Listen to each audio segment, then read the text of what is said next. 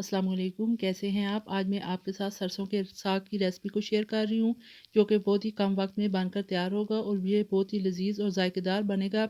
इस साग को बनाने के लिए हमें जिन चीज़ों की ज़रूरत होगी, उनमें मैंने लिया है सरसों का साग 1 किलो। इसे मैंने अच्छी तरीके से धो के बारीक बारीक काट लिया है। 4 अदद टमाटर लिए हैं और इनको मैंने ग्राइंड कर लिया है।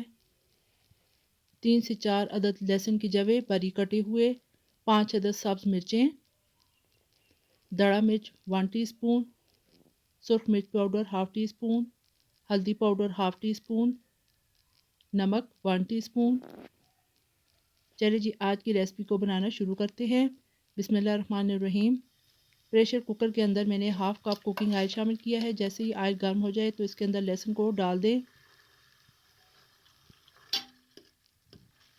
लहसुन डालकर आपने इसे लाइट सा ब्राउन करना है। ये देखिए जी, इस तरह लाइट सा ब्राउन जब हो जाए तो इसके अंदर सब्ज़ मिर्चें और मसाले जात को शामिल कर दें।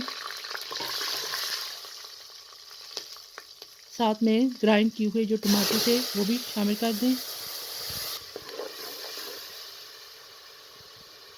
ये साग बहुत ही जल्द बनकर तैयार हो जाएगा। प्रेशर कुकर के अंदर इसको बनने में तकरीबन 5 से 7 मिनट लगेंगे। अब जो साग धो के हमने रखा हुआ था वो भी शामिल कर दें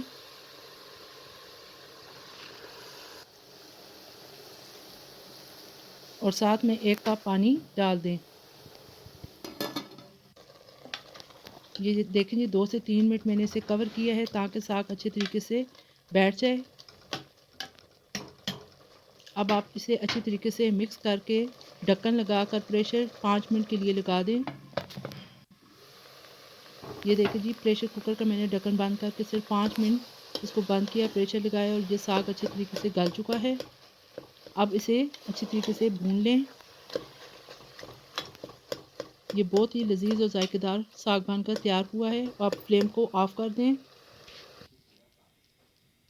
ये देखिए जी, मज़ेदार सरसों का साग तैयार हो चुका है। ये बिल्कुल झटपट बनकर इस तरीके से आप तैयार कर सकते हैं बआसानी। साथ मक्खन या देसी घी इस तरह डालें, इससे इसका जायका और भी अच्छा हो जाता है। इस तरीके से एक दफ़ा आप ज़रूर बनाइएगा और मुझे कमेंट बॉक्स में बताइएगा कि आपको मेरी ये रेसिपी कैसी लगी है। अगर आपको मेरी रेसिपी पसंद आए तो लाइक कर दीजिएगा और मेरे चैनल को सब्सक्राइब और शेयर भी कर दें और साथ में बेल आइकन को भी प्रेस कर दें ताकि मेरी हर नई वीडियो को नोटिफिकेशन आप तक पहुंच सके। इजाज़त दीजिए, अल्लाह हाफिज़।